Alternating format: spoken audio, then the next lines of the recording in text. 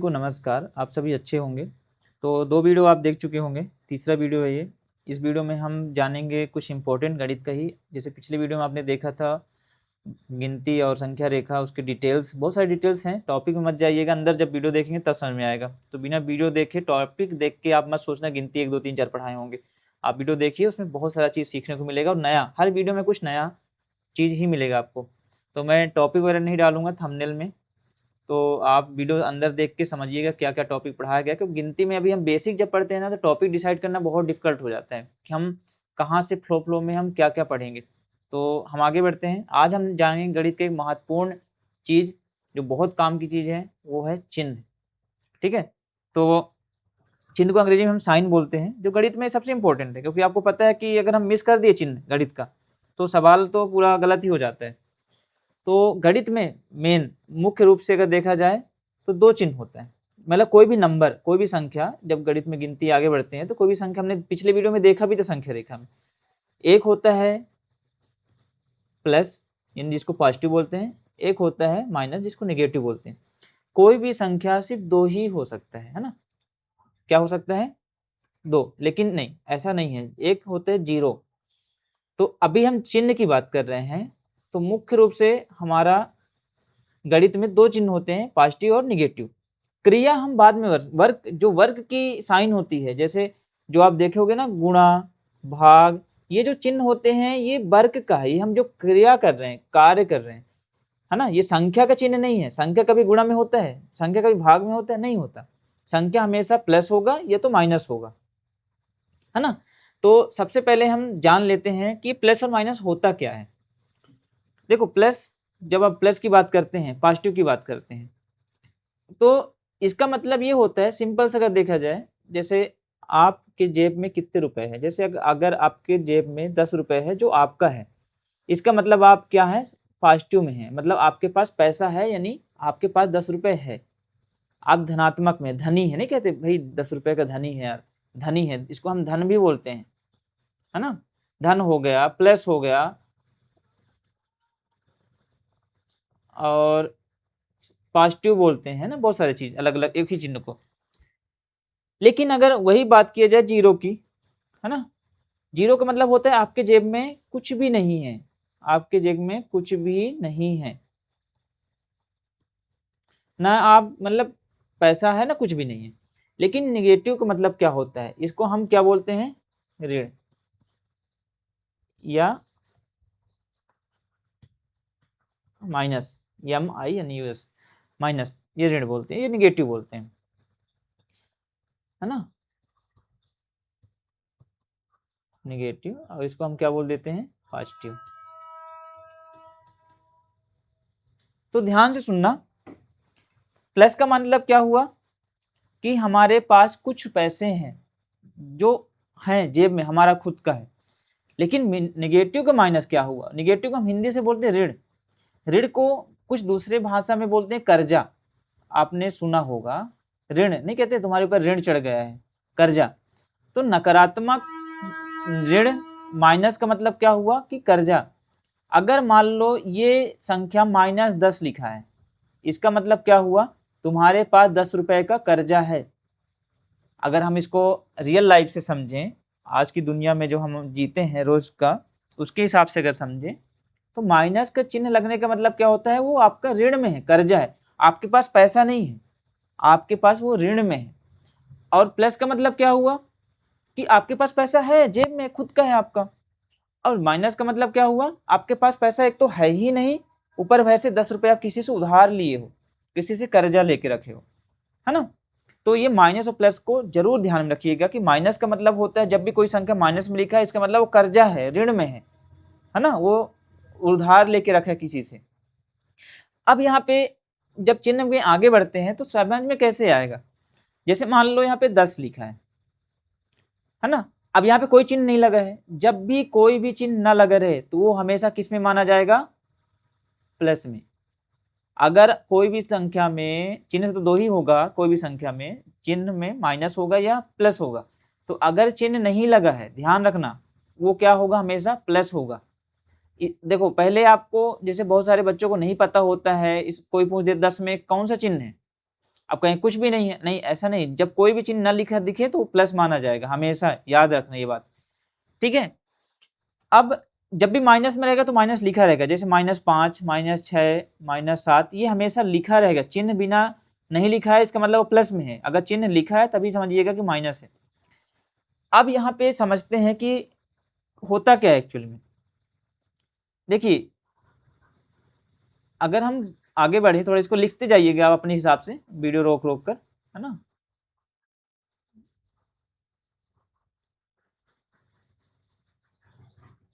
होता क्या है कि जब हम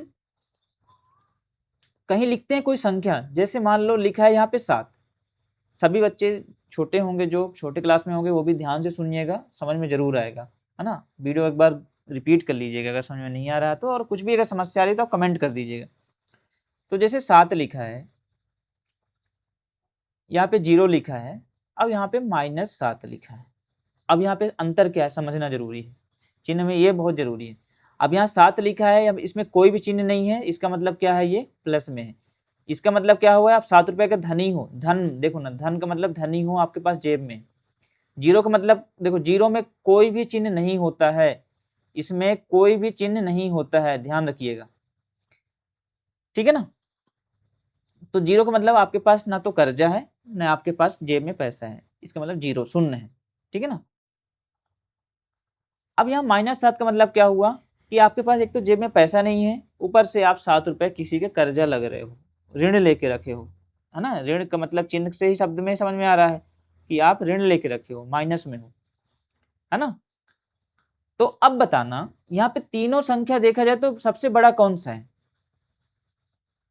सबको पता है भाई, सबसे बड़ा आदमी कौन होगा, नहीं कहते धनी, धन वाला ही हमेशा सबसे बड़ा होगा, तो ये 7 सबसे बड़ा हुआ। 0, अब बताना 0 और -7 में बड़ा कौन होगा।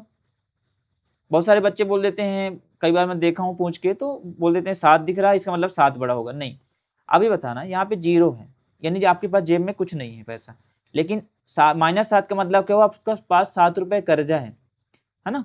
अगर देखा जाए कि श्याम के पास 0 रुपए है, मोहन के पास 7 रुपए कर्जा है, तो इसमें बड़ा कौन होगा, जिसके पास ना तो कर्जा है, क्योंकि कर्जा जिसके पास है, एक तो पैसा नहीं, पर कर्जा लगता तो गरीब ही होगा वो, मतलब कहने का मतलब वो छोटा है ना, छोटा आदमी है ना भाई, कर्जा लग रहा है, ऊपर अभी पैसा उसको कोई देगा तो चुकाएगा पहले कर्जा ना, उसके पास जेब में थोड़ी बचेगा। और 0 के पास अगर कोई पैसा देगा तो उसके पास जेब में कहलाएगा। तो -7 वाला क्या है, बड़ा नहीं है, हमेशा ध्यान रखना, 0 हमेशा यहाँ पे माइनस की जगह में 0 हमेशा बड़ा रहेगा, और -7 छोटा है, ये क्या है, सबसे छोटा है। तो आपको समझ में आ चुका होगा, बहुत सारे उदाहरण मैं नहीं दूंगा, आप वीडियो को फिर से देख के दोबारा समझने की कोशिश करिएगा। अब अगर हम बात करें चिन्ह के नियम के बारे में, चिन्ह का कुछ नियम होता है ना। तो नियम आप पढ़िए, रूल्स ऑफ साइन।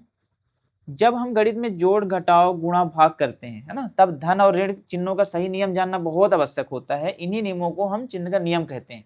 आप इसको लिख लीजिएगा ध्यान से, इंग्लिश से भी लिखा हुआ है, इंग्लिश मीडियम वाले बच्चों के लिए, आप बिल्कुल मत घबराइएगा। आप वैसे भी इंग्लिश मीडियम बच्चों को जब स्कूल में जाते थे हिंदी में ही समझाया जाता है, मैं वही समझा रहा हूँ। आप ज़्यादा समस्या है भाषा की तो आप कमेंट करके जरूर बताइएगा। In mathematics while performing addition, subtraction, multiplication and division, it is important to know the rules of positive and negative signs. They are called the rules of sign. समझ गए ना। जब भी हम गुणा जोड़ घटाना गुणा भाग करते हैं, क्योंकि भाई देखना गिनती में हम आगे जब बढ़ेंगे ना तो जोड़ घटाना गुणा भाग भी करना पड़ेगा ना, जब हम आगे बढ़ेंगे गणित में तो। लेकिन उससे पहले समस्या बहुत सारे बच्चों को कहाँ पे आ जाती है, चिन्ह पर। अब यहाँ पे मैं एक चीज आपको बताता हूं, सबसे मेन लाइन याद रखिएगा, चिन्ह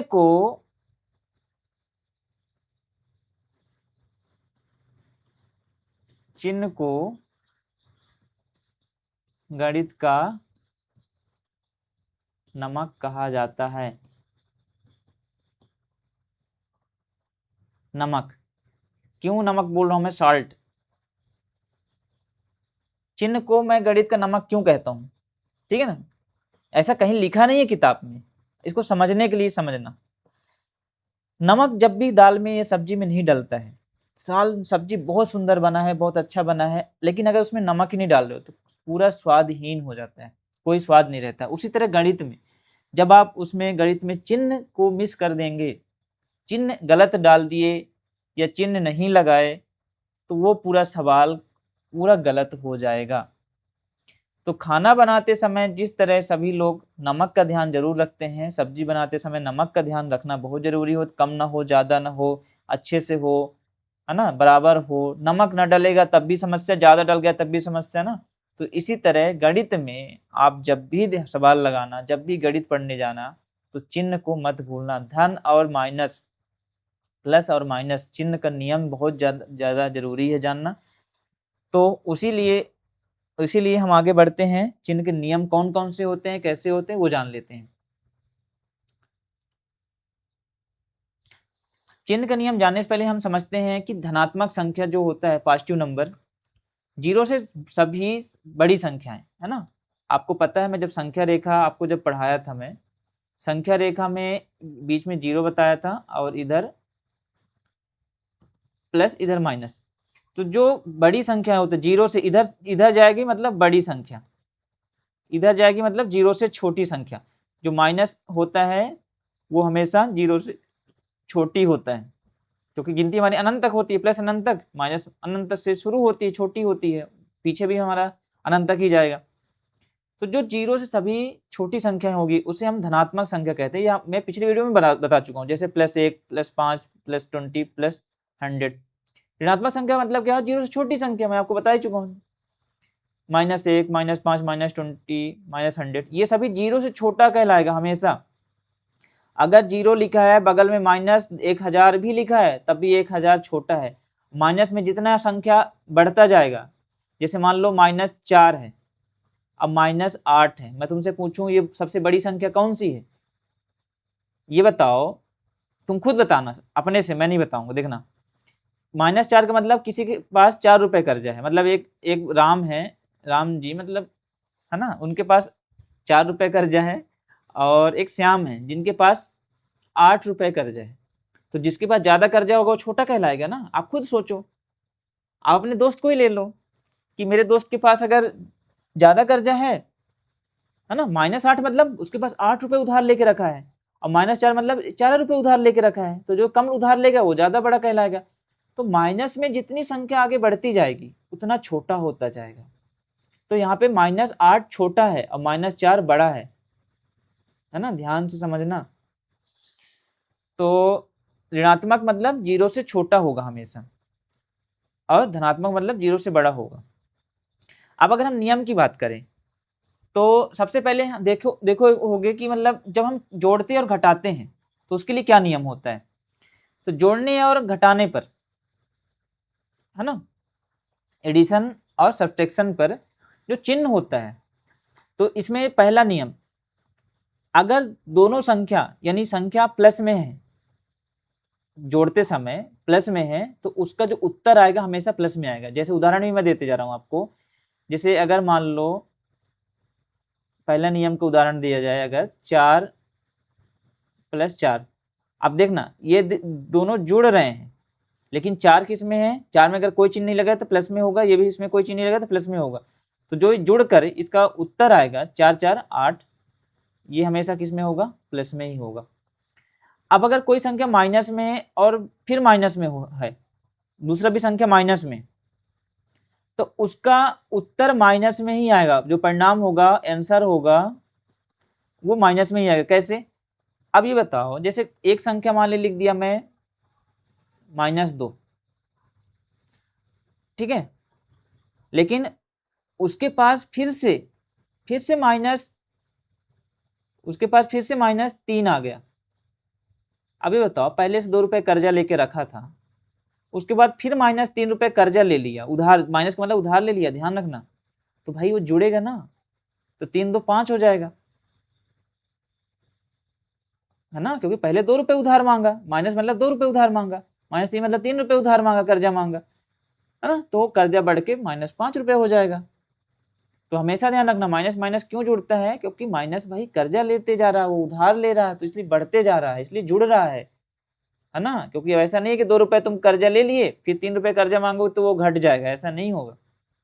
वो 3 रुपए कर्जा फिर जुड़ जाएगा भैया, वो अगले बार तुमसे ले लेगा 5 रुपए। वो ये मत सोचना कि वो घटा के लेगा, वो अगर जितनी बार मांगो उतनी बार, तो यह -5 हो जाएगा।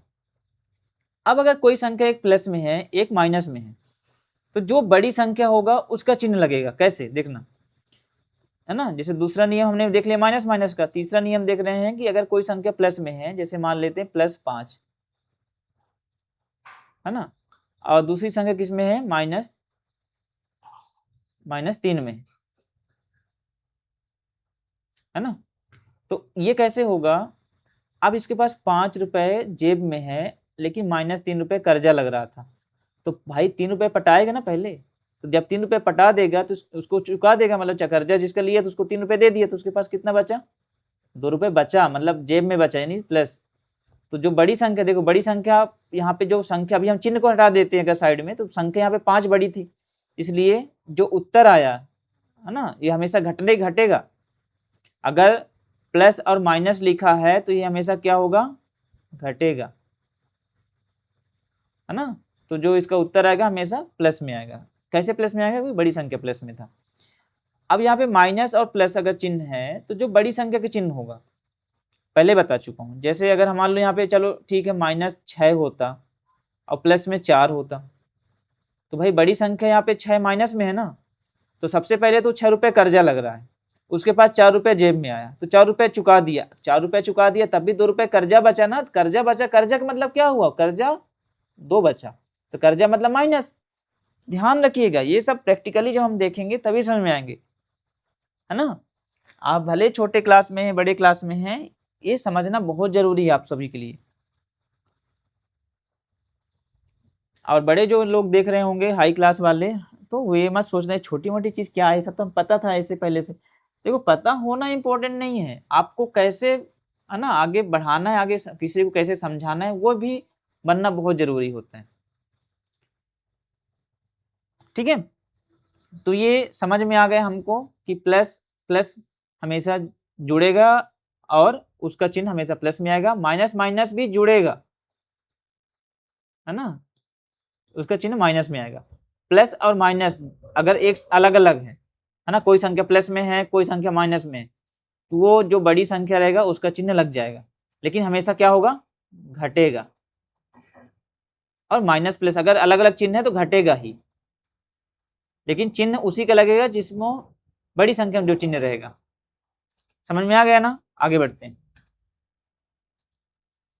अब हम जोड़ घटाने पर देख लिए, अब हम आगे बढ़ते हैं गुणा और भाग वाले में देख लेते हैं, है ना, वो भी इसी वीडियो में कर लेते हैं, क्योंकि अब अगला वीडियो अपलोड करूंगा फिर उसके लिए अलग से प्लानिंग, तो अभी इसी वीडियो में कर लेते हैं।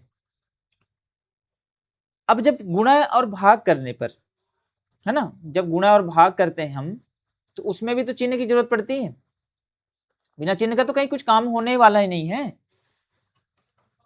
तो जब गुणा करते समय पहला नियम, अगर कोई एक संख्या प्लस में है दूसरा संख्या भी प्लस में है, तो इन दोनों के बीच जब गुणा होगा तो जो उत्तर आएगा हमेशा प्लस में ही आएगा।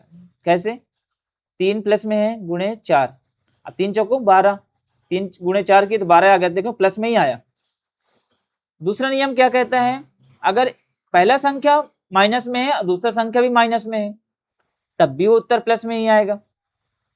आएगा कि नहीं आएगा, कैसे आएगा, देखिए जब कोई भी संख्या माइनस में है यानी कर्जा में है, ठीक है ना, और ध्यान रखना गुणा कर रहे हैं, फिर उसी मान लो 3s कर रहे हैं, कर्जा वाले से ही गुणा कर रहे हैं, तो ये 3 त्रिकाई क्या हो जाएगा, 9 हो जाएगा, लेकिन चिन्ह हमेशा प्लस का रहेगा। गुणा करते समय अगर माइनस माइनस में दोनों है तो चिन्ह हमेशा किस में रहेगा, प्लस में रहेगा, है ना। अब एक बात ध्यान रखिएगा कि तीसरा नियम जो हमारा कहता है, पहला संख्या प्लस में है और दूसरा संख्या माइनस में है, मान लो पहला संख्या प्लस में है दूसरा संख्या माइनस में है, पहला संख्या मान लेते हैं 4 प्लस में है गुणे -2, तो ये गुणा तो होगा 4 दूनी, है ना,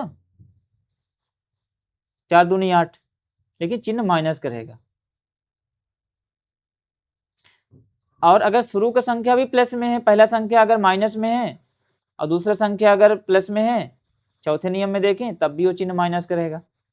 कुल मिला के हम यहाँ पे ये समझ में आ रहा है कि अगर दोनों चिन्ह सेम है, मतलब प्लस है तो भी प्लस उत्तर जो आएगा प्लस में आएगा गुणा करते समय, और अगर चिन्ह माइनस माइनस में तब भी गुणा करते समय चिन्ह प्लस में ही आएगा। अगर अलग अलग चिन्ह है तब जरूर गुणा करते समय उत्तर जो आएगा माइनस में आएगा, है ना। जैसे अगर प्लस है और माइनस है तो उत्तर माइनस में आएगा, माइनस है प्लस है तब भी माइनस में आएगा उत्तर। तो आप ये समझ चुके होंगे। जोड़ घटाना गुणा भाग हम पढ़ेंगे आगे चल के, अभी चिन्ह को समझ रहे हैं, जब हम उदाहरण समझेंगे आगे क्लास में तो बहुत अच्छे सबको समझ में आएगा, आप टेंशन ना लीजिएगा। अभी हम शुरू कर रहे हैं, अभी दूसरा तीसरा वीडियो है यार, टेंशन कह ले रहे हो आप। लेकिन आप जो सीक्वेंस से पढ़ा रहा हूँ आप एक एक चीज बारीकी समझते जाइएगा, है ना। तो आपने ये सब चीजें देख लिया होगा, कैसे होता है प्लस, कैसे होता है माइनस, है ना, चिन्ह कैसे कैसे होता है, गुणा में क्या होता है, प्लस में क्या होता है, जोड़ में क्या होता है ना, घटाने में क्या होता है, आपने देख लिया होगा। जब हम आगे उदाहरण और अच्छे समझेंगे तो आपको अच्छे समझ में आएगा, है ना। आप लोग को मैं